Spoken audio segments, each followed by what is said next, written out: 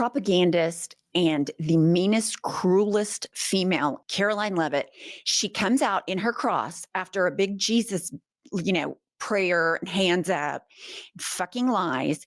And so yesterday she was talking about Trump's, when specifically asked about the post he made to Pam Bondi. Remember that, where he's like, go after my enemies? Here's her response.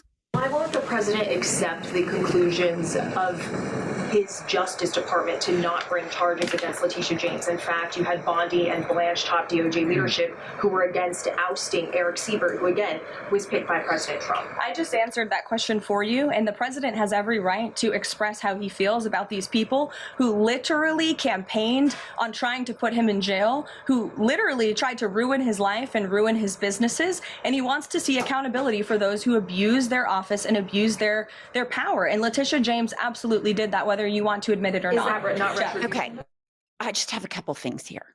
The reason Donald Trump was full of charges and been found guilty and fraud convictions and all that is because he is a criminal and he is corrupt and he doesn't want to follow the rules. And he sat there in his campaign and said, Biden's weaponizing the Justice Department. He sends a private text to Pam Bondi to go after his enemies, and he's so fucking incompetent. He puts it on Truth Social, and she doubles down that it's okay for the president of the United States to go against his own Justice Department because he doesn't like people, because they hurt his feelings. And it is a sad day in America when this is just the norm. This is not new for me. This is not surprising for me. Karoline Leavitt is a propagandist from day one of this administration. We are approaching the 10th month. She has been doing this. This is not new. She lies with impunity. I want to get deeper here. I want to say, why are the people in the press not forming alliances and saying, you kicked out the Associated Press, therefore we are not going to come to your press conferences either. This is serious. This is serious. I'm 0% surprised about anything she said. I'm not even offended by it because I'm past that right now. I'm more in the how do we get together to start fighting back. And the people who in the press right now sit there and participate in this while they cherry pick which media gets to come in there. And they let these Russian paid propagandists come in there. And they let Russian propaganda news channels come into press conferences in the Oval and in that briefing room right there. And there has got to be some coordination from the free press to, if you attack one of us, you attack all of us. And they need to go to their bosses, and we need to get serious. Karoline Leavitt lying is every day in America. I refuse to take the outrage bait of this. This is happened tomorrow. It's going to happen the day after that. And it's going to happen over and over again. This happens every single day, and she does it all the time. My focus is we are at a 911, house is on fire. What do we do to get around this? What can we do to salvage the First Amendment? What can we do to salvage civil liberties? What can we do to salvage democracy? What can we do to make it to the midterms? That's where I am right now. I completely agree. And you know what else I've been very disappointed about the press is they just let this shit go.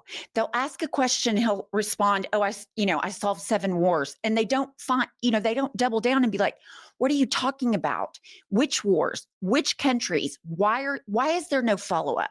Or when he demeans a journalist and calls her obnoxious or says you're nasty or I don't like you, all of those that believe in free press, that are real journalists, need to grab each other by the hand and turn around and walk out of that press conference and make news.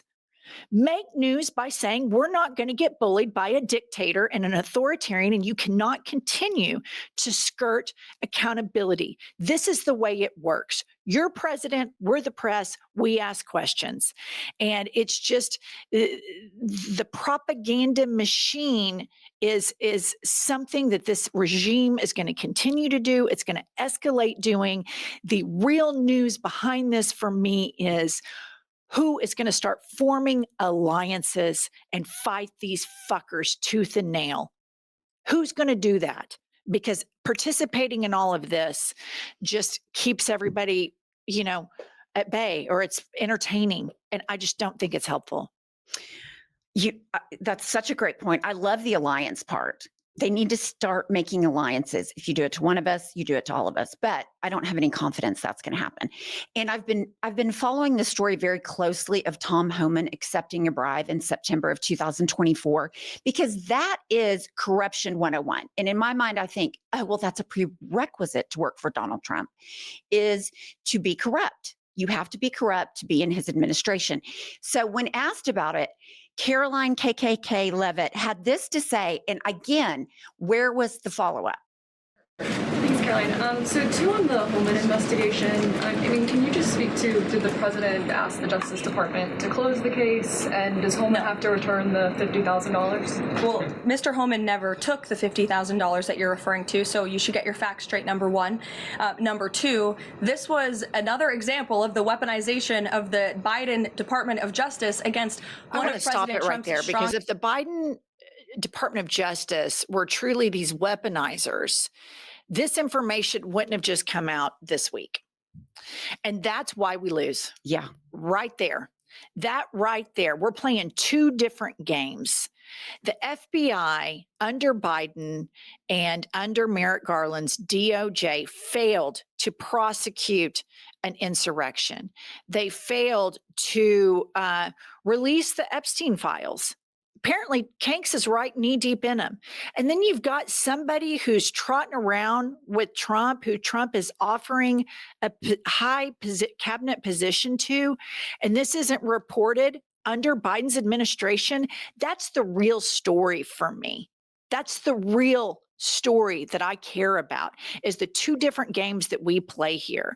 And if Biden's DOJ were these big weaponizers, he would be in jail, right. But it wouldn't be weaponization. It would be justice.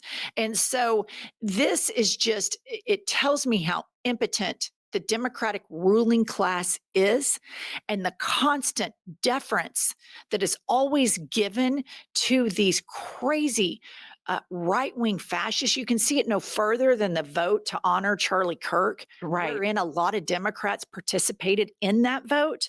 And so this is why Democrats' approval rating is low. The real story for me is not this. Of course, they're going to lie and all this shit. Why didn't the Democrats say anything when you had power?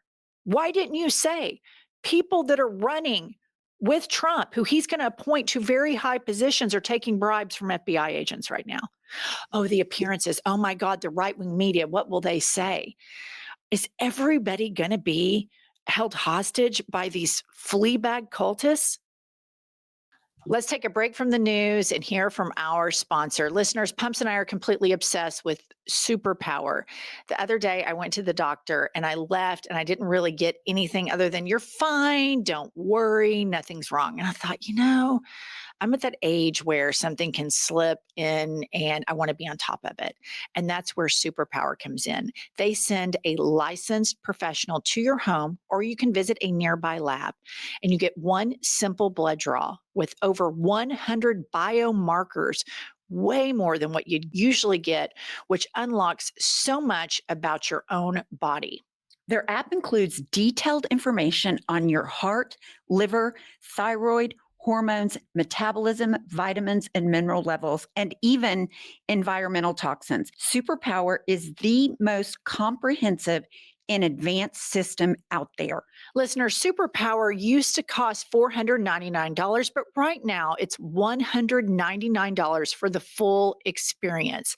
That's more affordable than anything else out there. Other testing services charge $500, $1,000, sometimes more for similar or less. Know your numbers with Superpower. Superpower believes every human has 100-year potential, and they're here to help you get there. Head to superpower.com to learn more and lock in the special $199 price while it lasts. After you sign up, they'll ask how you heard about them. Please make sure to mention this podcast to support our show. Your biology decoded, your blueprint activated with Superpower.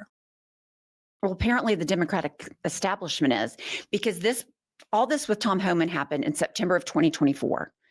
They knew Trump appointed Tom Homan his border czar early on before he was inaugurated. The Justice Department could have put this out then. And of course they would have said, oh, They well, should have charged him. they then. should have charged him.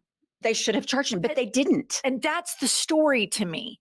That's the story. Like Karoline Leavitt coming out and lying is a Tuesday in America. You know, it is not news. The story is, where are the people with courage? Okay, the Democratic Party let us down and they continue to let us down. But what sort of alliances can be built right now? Or is it just over? Is it just a death knell?